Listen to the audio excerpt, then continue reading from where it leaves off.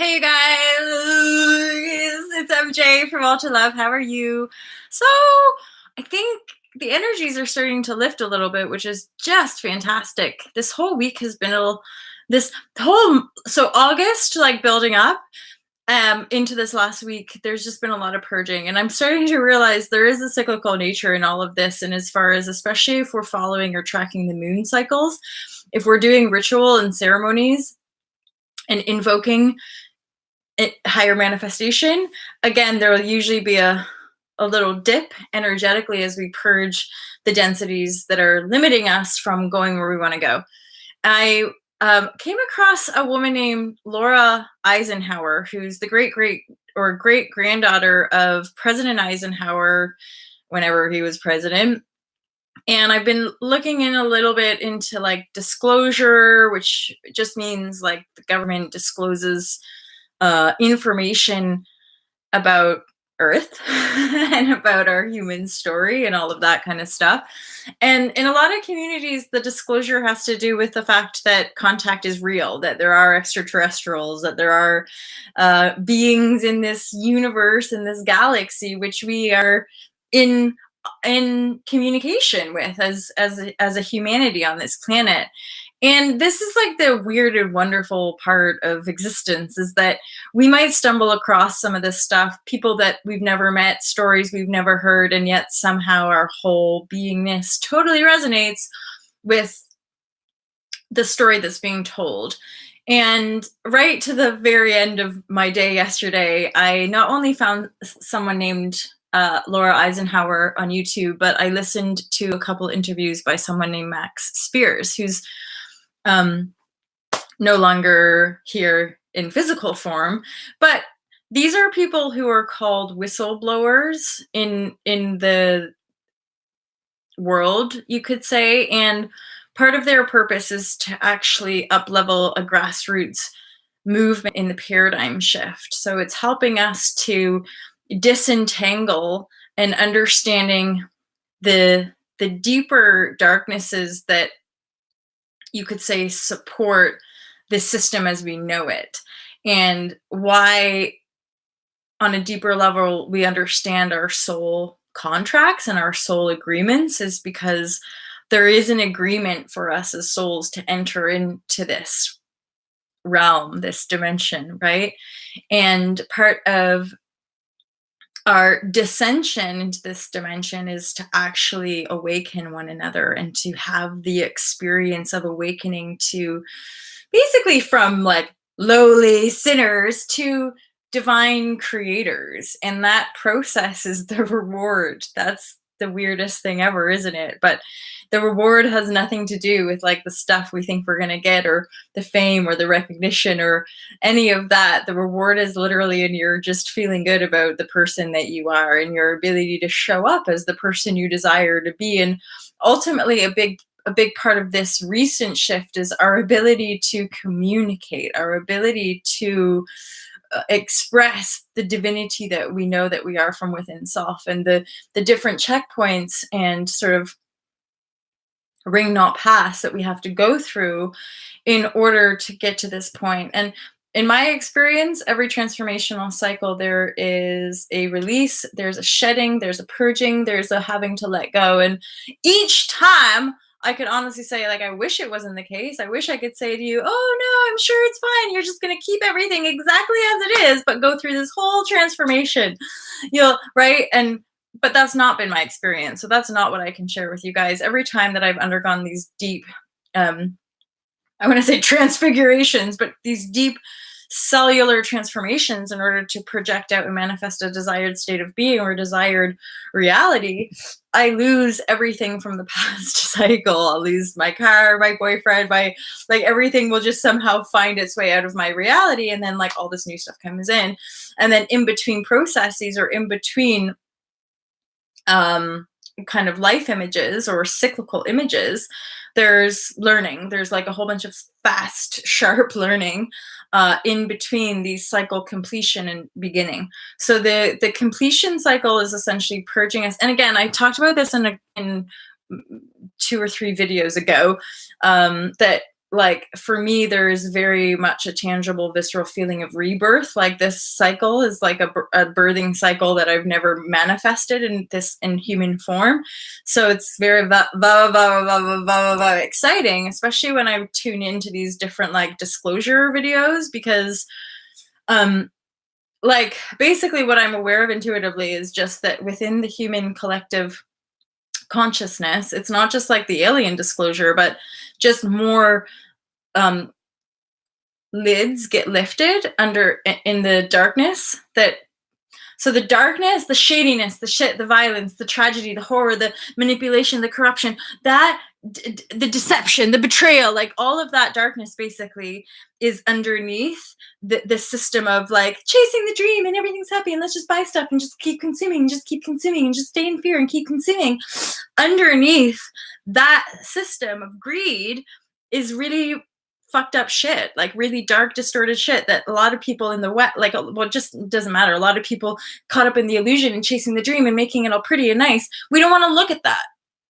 We don't want to. It's like part and parcel of going to shop at Primark or going to shop in the high streets. Like, we don't want to accept the fact that those clothes that we buy are actually connected to slavery and enslavement, right? But we're the fucking slaves. We're slaves to our own programming of being on this incessant consumer conveyor belt whilst we deny our own aliveness, right?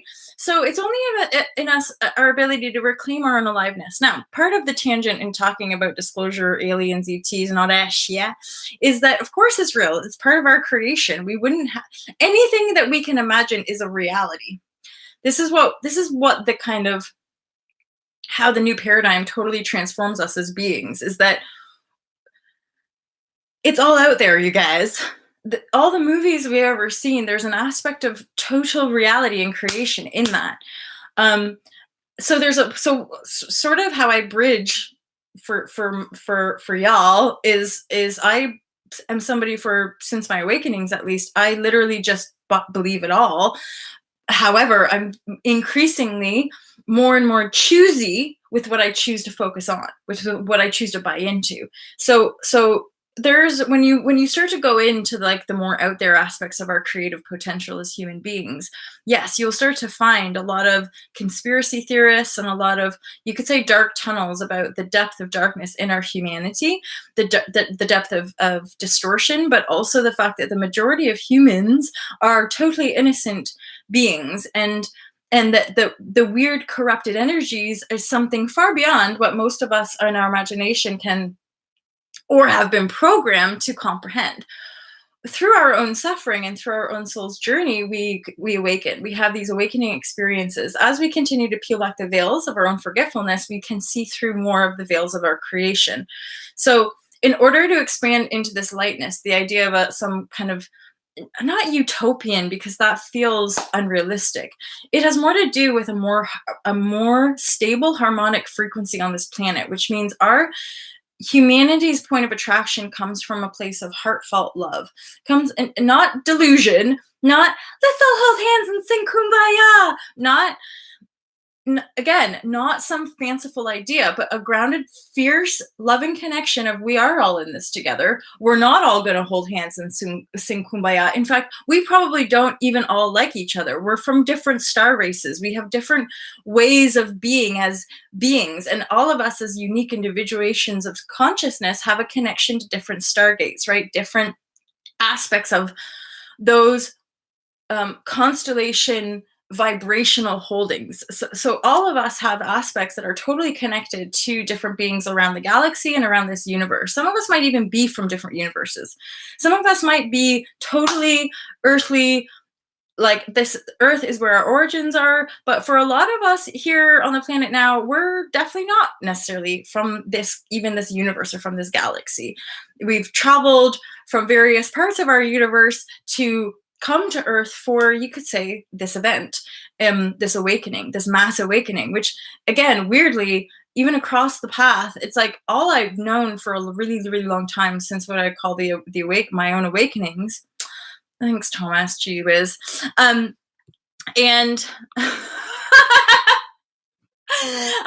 so yeah, like all I've known is that there's a paradigm shift that's happening on the planet. It comes in the form of spontaneous spiritual awakening, and we're all on the path, awakening to greater light. And all it is us awakening to thinking we have to control, manipulate the world to get what we want. We have to dominate it. We have to control it versus being the creator, knowing that you actually consciously create the world that you perceive because you're outputting it with your own energetic frequency. And this is why unplugging from the media, and then when you're engaging with social media, be extraordinarily discerning with what you're choosing to buy into and choosing to not buy into. And I don't know how it's become like this, but like I'm pretty reclusive. I hang out a lot by myself. I'm very, very, very choosy with the kind of engaging dialogue I have with other, because I really am focused on the mission, the Alta Love mission, and sharing lots of love, lots of like depth with you guys. But at the same time, letting you know and letting you understand that spirituality or love has nothing to do with like sunshine and rainbows or glossing over the shit either.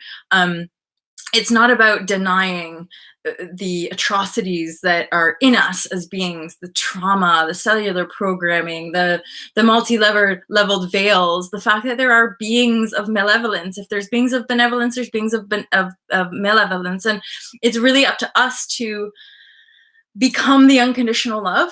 And that is a big part of our evolution, and realizing and knowing from deep within the self is that you are the source of all creation. And so within you is there a portal of just total unconditional universal love force. And that is the idea of coming from different universes who have been through different portals of creation, which is why we have the awareness in these beings as we integrate our fullness, as we integrate our full potential as cosmic, universal, galactic, and earthly beings. But we don't oh my god, it is, these comments are crazy actually.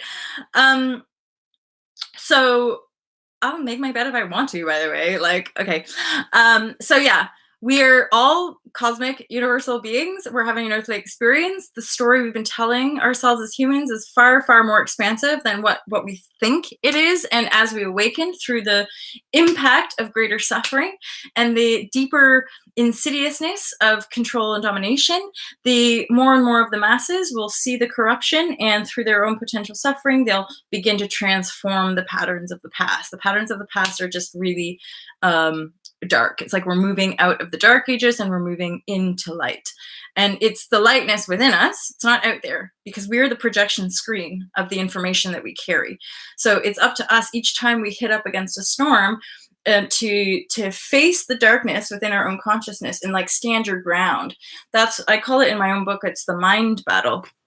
So so like in your own consciousness field, anytime you hit up against a story of fear, a story of terror, a story of violence, a story of abandonment, rejection, whatever it is that you're facing from within your own consciousness, because you are that what you see, then you can really start to yoke your creative power. But I gotta say, the fear is powerful. The corruption inside ourselves is quite powerful. So hence mind battle. You almost want to see from within your own self the conflict that you carry, and then become the light from within your own conflict. It's so much like Star Wars. It's unbelievable. You just have to keep choosing the light, and you have to really, really stand your ground when it comes to being the light, being the unconditional loving force, and not getting triggered and not getting kind of caught up in the stories of fear, because the fear is, again, our own conflicted state of consciousness in denial of our unity. Once we reclaim our unity, we go undergo a kind of healing process, and then we become shinier beacons for the next level or the next stage of human evolution. If you don't know what I'm talking about, then you don't need to listen, my friend. Have a great day, you guys. Take care. Peace out.